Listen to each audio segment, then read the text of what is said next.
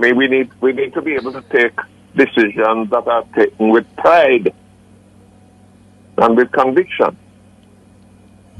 I don't like to operate on a situation where critical aspects of my governance are outside of my control, or outside of the control of the people of Jamaica. Bless up my people. Welcome back to the channel. It's a girl and Isabel Rose. Thanks for all the new subscribers. Thanks to returning subscribers. If you're new to the channel, subscribe, turn the post notification bell on, put it on all so you won't miss an upload from me. On the road to 20k, help me to get there, my people. So in this one, my people, Bruce Golding speaks on the whole constitutional reform, as well as commentator Lloyd B. Smith saying that the government and the opposition to put their differences aside and be serious about this whole reform. As well as Hugh Small calls on the government to be straightforward with the constitution reform. Stay tuned for details at hand. Don't forget to like, share and subscribe to the channel. Run over to my other platform. Subscribe over there. Get that channel to 1K for me. Please and thanks.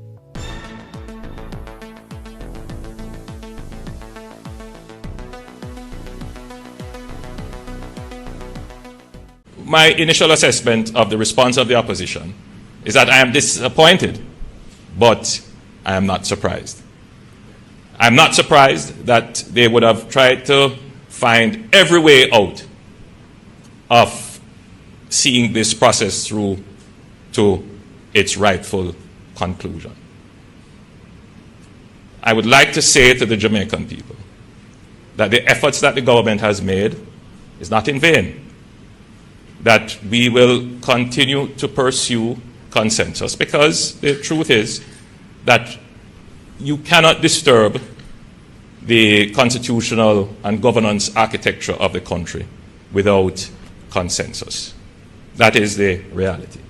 And consensus takes time, and it takes effort.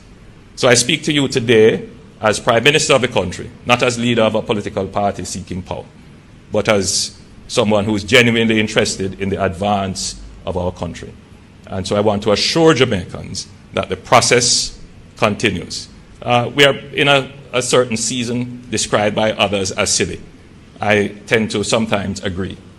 But we will get over it, and Jamaica will evolve into its rightful form, constitutionally, governance, in terms of our economic independence, and socially. The journey continues. So commentator Lloyd B. Smith says the government by itself cannot carry out certain legislative procedures without some level of cooperation from the opposition. Smith noted that Vale Royal talks have been very effective in the past to settle variance between the two major political parties, stressing that there was a certain level of collaboration between former prime ministers and opposition leaders. I think there's too much animosity between Mr. Golding and Prime Minister for whatever reason. They are two big men and they should be able to disagree without being disagreeable. It is not doing well for the country at this time. As well as the Jamaicans for Justice Executive Director Michael Jackson believes that the process should go beyond the two political parties negotiating amongst themselves and call for consensus from the citizens. And we all have been asking, where is this comprehensive consultation with the public? The public needs more education, and I can't stress that enough. Right? There needs to be this referendum that should take place where the public will be included. And before even the referendum, more education for the public.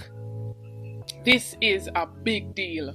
There were some members of the committee that signed the document already, even with those flaws in it. I told the meeting and the minister that I couldn't sign the document unless I saw the rest of it. The document was not given to the members of the committee to be able to take home. It had a stamp on it as restricted copy. After you read it, they were taken back. That is not the transparency and the trust that we expect in a country that is looking seriously at reforming its constitution. A bad time to talk about constitutional reform. Because if you're talking about constitutional reform, you need consensus between the government and the opposition. That's not something that you can easily achieve when you're in an election period. The minister told us that the Prime Minister is currently undertaking a process of consultation within the JLP. You used to lead that party. If he should ask for your advice as a former Prime Minister on whether the JLP should accept the CCJ as a worthy court, what would be your advice? My advice would be, let's examine the judgments, let's examine the decisions, let us get the competent lawyers to advise us as to what they think of the quality of those judgments. I am one of those who believe that our links with Britain, with the United Kingdom, should be severed. We have spent too long to do that. Now, if we're going to sever them, we must make sure that we're not going to suffer as a result. So let's look at the CCJ. Let's see whether or not the CCJ can provide the quality of jurisprudence that we want, and let us do that. I've been very concerned, that there is nothing to prevent the British government from deciding next year or next 2 years we will no longer receive cases from Jamaica. And if they were to decide that is within their gift, not ours. Mm-hmm. If they were to decide that, what do we do? Go to CCJ. Do we run to CCJ and say, listen, we didn't want to join you all this while, but we come now? Mm-hmm. I mean, we need to be able to take decisions that are taken with pride and with conviction.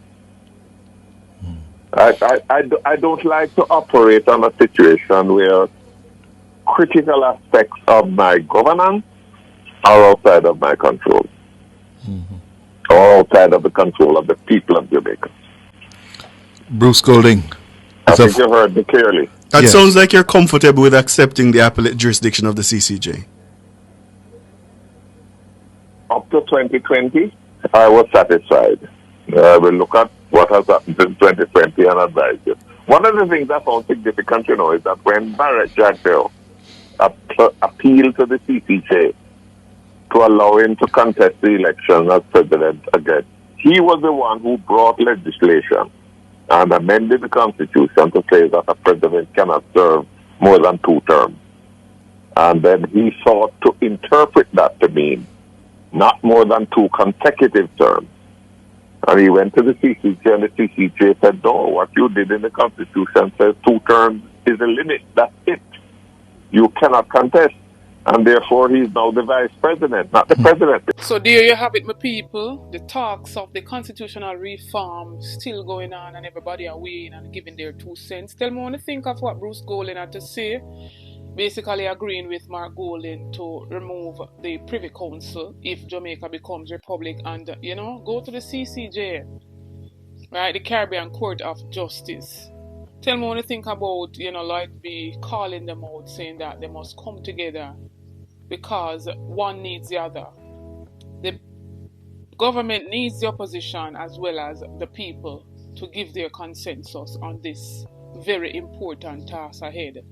And not to rush it because it's not a 1-2 thing where you're going to just rush it and it gets completed before 2025. It's a process. And it's going to take some time. So we're in the comment section and tell me what you think, my people. Don't forget to like, share and subscribe to the channel. Run over to my other platform, Instagram and Facebook, and follow me over there at Anisabel Rose. Check out the YouTube store, make a purchase. It goes in support of the channel. Check out the YouTube membership. You get a lot of benefits by becoming a member. We do notification shout out in each and every video to be a part of that. All you have to do is be the first to like, comment, subscribe, and you'll be featured in the following video to come. This notification shout out goes to Sharon Bernard. Big up yourself, Sharon. Big up to each and every subscriber. Thanks for the continued support on the channel. New viewers, come on board, journey with me, join the family. Subscribe to the channel, like up the videos, share out the videos. Support the ABR movement by playing your part. On the road to 20K, help me to get there, my people. Stay tuned for more videos, stay tuned for more updates. Big up on yourself.